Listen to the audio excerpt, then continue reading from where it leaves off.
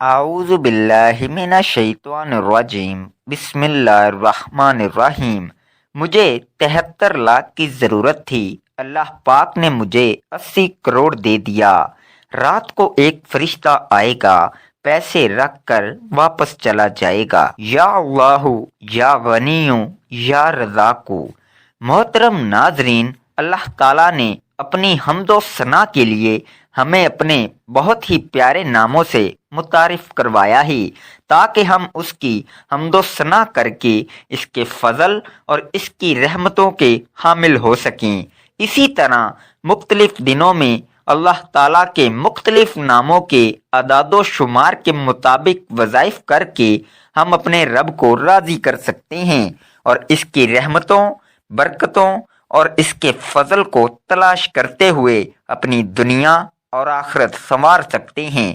اسی طرح ناظرین، اللہ تعالیٰ کے فضل کے متلاشی ہوتے ہوئے آپ کو آج ایک انتہائی مجرب اور طاقتور وظیفہ سے آگاہ کرنے جا رہا ہوں کہ ان کلمات کا وظیفہ آپ کی زندگی کی تمام مشکلات کو اور تمام پریشانیوں کو دور کر دے گا اور آپ کی ہر حاجت کو پورا کرے گا۔ یہ وظیفہ آپ اپنے کسی بھی مقصد کے لیے پڑھ سکتے ہیں۔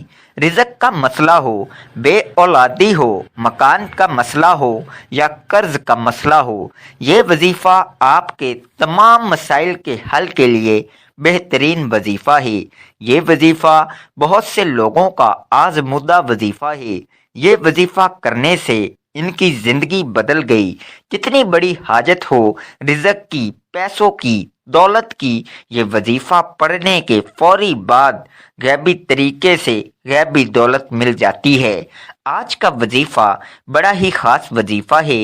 آج کا وظیفہ وہ خاص وظیفہ ہے، وہ مجرب وظیفہ ہے کہ اس کو پڑھنے والا بندہ ایک مرتبہ اللہ پاک کی ذات پر بھروسہ کرتے ہوئے پڑھ لے تو وہ بندہ، اس کی جیب، اس کا گھر، اس کی دکان، اس کی تجوری، چاروں طرف کوئی ایسی جگہ نہیں جو خالی ہو۔ اس کی جیب بھی بھری رہتی ہے، اس کی دکان بھی بھری رہتی ہے، اس کی الماری بھی بھر جاتی ہے۔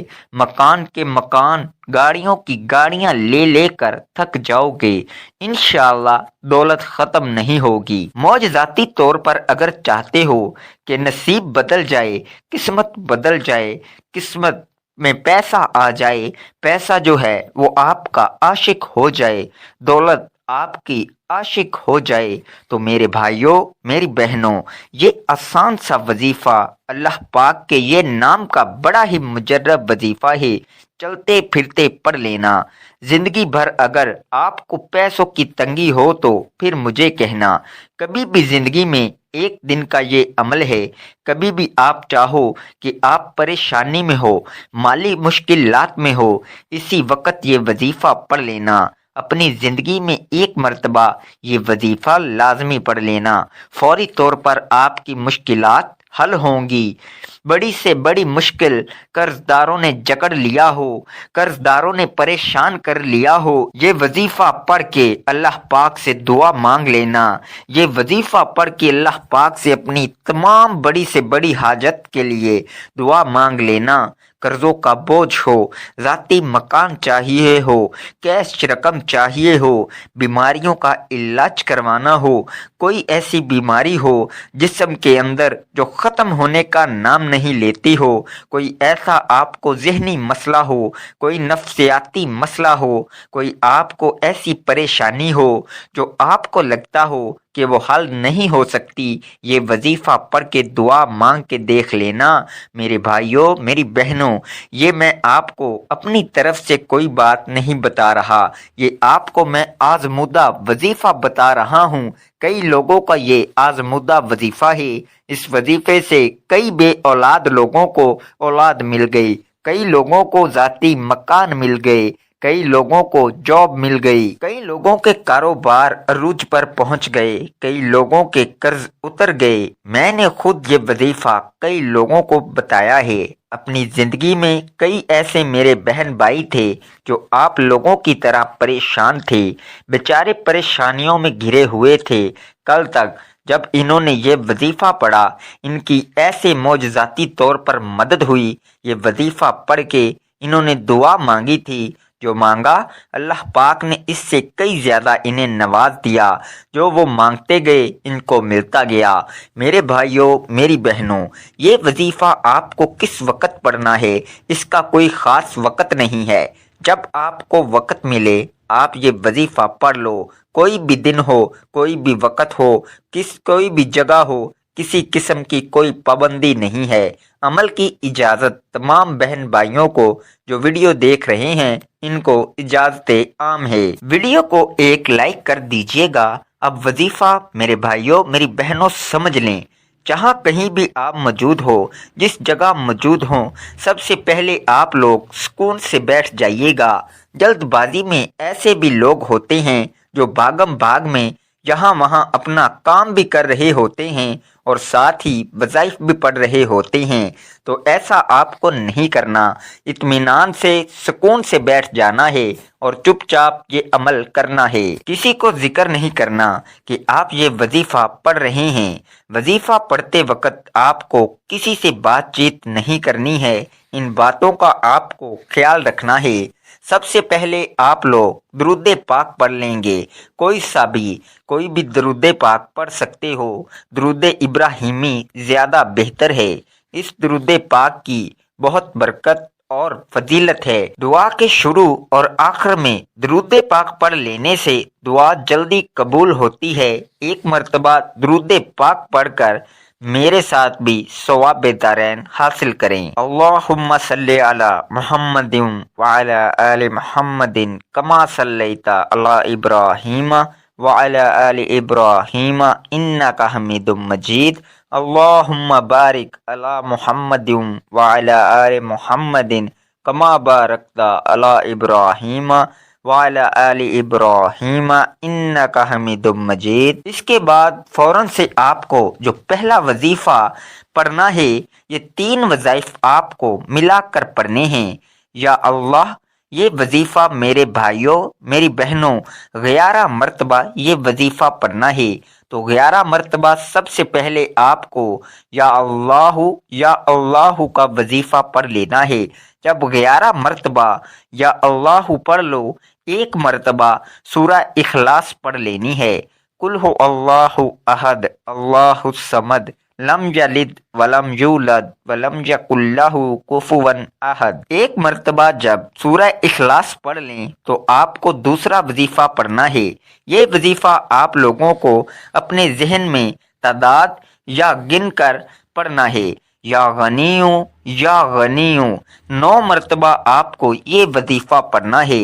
جب یا غنیوں پڑھ لیں، اس کے بعد آپ لوگوں کو 1 مرتبہ سورہ کوثر پڑھ لینی ہے۔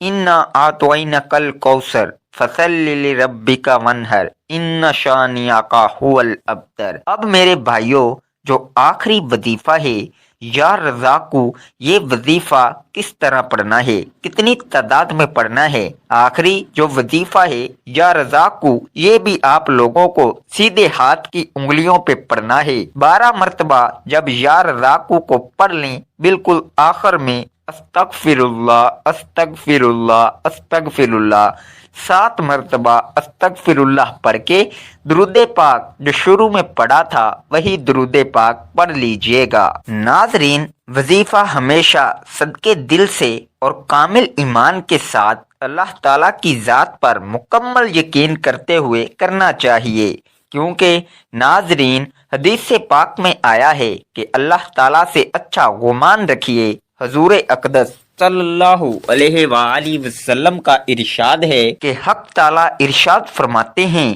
میں بندے کے ساتھ ویسا ہی معاملہ کرتا ہوں جیسا کہ وہ میرے بارے گمان رکھتا ہے، اور جب وہ مجھے یاد کرتا ہے تو میں اس کے ساتھ ہوتا ہوں۔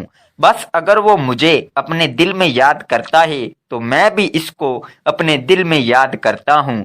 اگر وہ میرا مجمع میں ذکر کرتا ہے تو میں بھی اس کا مجمع سے بہتر یعنی فرشتوں کے مجمع میں جو معصوم اور بے گناہ ہیں تذکرہ کرتا ہوں۔ اور اگر بندہ میری طرف ایک بالشت متوجہ ہوتا ہے تو میں ایک ہاتھ اس کی طرف متوجہ ہوتا ہوں، اور اگر وہ ایک ہاتھ بڑھاتا ہے تو میں 2 ہاتھ ادھر متوجہ ہوتا ہوں، اور اگر وہ میری طرف چل کر آتا ہے تو میں اس کی طرف دوڑ کر چلتا ہوں۔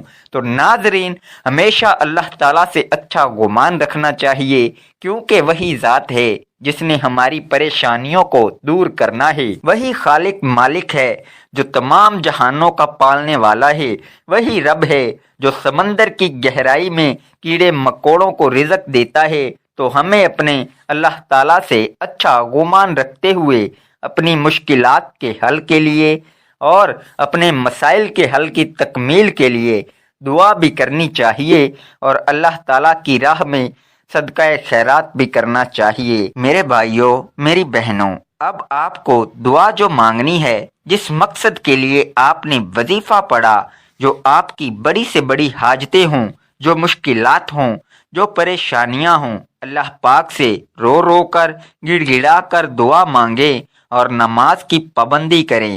5 وقت کی نماز کو اپنا معمول بنائیں، کیونکہ نماز بے حیائی سے روکتی ہے اور انسان کی زندگی میں خیر و برکت اور سکون آتا ہے۔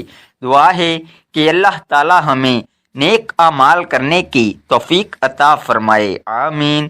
ناظرین، اللہ تعالیٰ کے 99 ناموں میں سے کوئی ایک نام لکھ کر کمنٹس میں ضرور شیئر کریں۔ شکریہ۔